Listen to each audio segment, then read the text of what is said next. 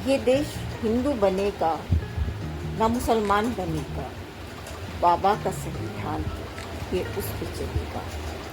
ये गुलदस्ता हमारा है, गुलिस्तान हमारा, बाबा का संविधान है ये उस पे चलेगा। ये उस पे चलेगा, ये उस पे चलेगा। मानवता धर्म अपना सभी एक जहां है, बाबा का संविधान है ये उस पे चलेगा। वोटों की रोटियां बहुत सेक ली जिसने, वोटों की रोटियां बहुत सेक ली जिसने, जात और धर्म पे बहुत मौज ली जिसने। वोटों की रोटियां बहुत सेक ली जिसने, जात और धर्म पे बहुत मौज ली जिसने। नेता हो मठाधीश हो, मठाधीश हो, तू या मैं हूँ, मैं ही क्यों ना हूँ। नेता हो मठाधीश हो, तू हो या मैं ही क्यों ना हूँ। लोकतंत्र जहाँ है वही राज करेगा, लोकतंत्र जहाँ है वही यहाँ राज करेगा, वही यहाँ राज करेगा। हिंदू ये देश हिंदू बनेगा ना मुसलमान बनेगा, बाबा का संविधान है ये उस पे चलेगा। बाबा का संविधान है ये उस पे चलेगा। तू नेता हो या मठाधीश, तू या मैं ही क्यों ना हूँ। नेता हूँ मठाधीश, तू या मैं ही क्यों ना हूँ।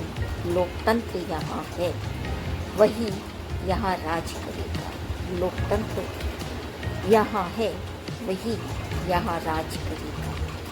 बिल्कुल सही बात है। और आज स्वतंत्रता दिवस पर प्रधानमंत्री जी का इस तरह से युवाओं से मिलना और फूल बरसाना और देश की नींव और भविष्य पर फोकस करना, उन्हें नेतृत्व के लिए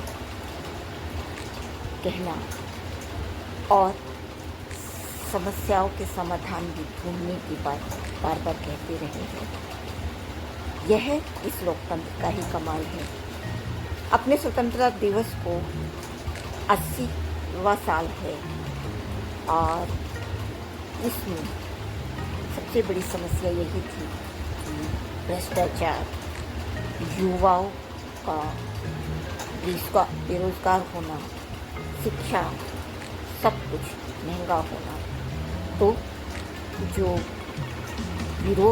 प्रतिरोध बढ़ता जा रहा था, आक्रोश जबरदस्त, उसमें युवाओं ने या छोटे छोटे बच्चों तक स्कूलों में अपनी आवाज़ उठानी शुरू कर दी। हालांकि यह अभिव्यक्ति की स्वतंत्रता है, लेकिन इन बच्चों को यह आवाज़ उठाने के लिए पहले से ही यह सब उन्हें मुहैया क्यों नहीं कराया गया।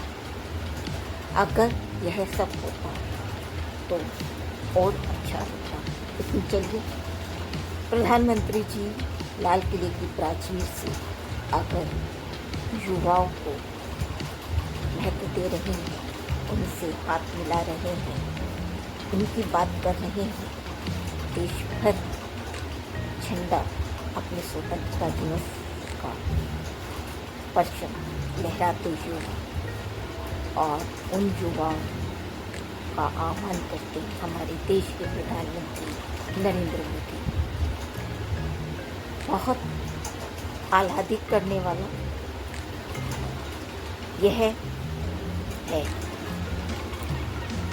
और आगे चेताने वाला भी है कि अगर अब भी युवाओं के हित अधिकार का ध्यान नहीं रखा गया तब समस्या गंभीर हो सकती है। यह शायद प्रधानमंत्री जी समझ रहे हैं।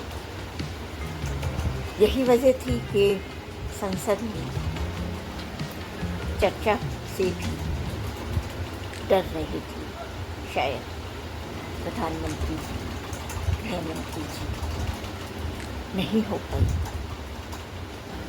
और संसद का यह सत्र यही विराम दे दिया गया।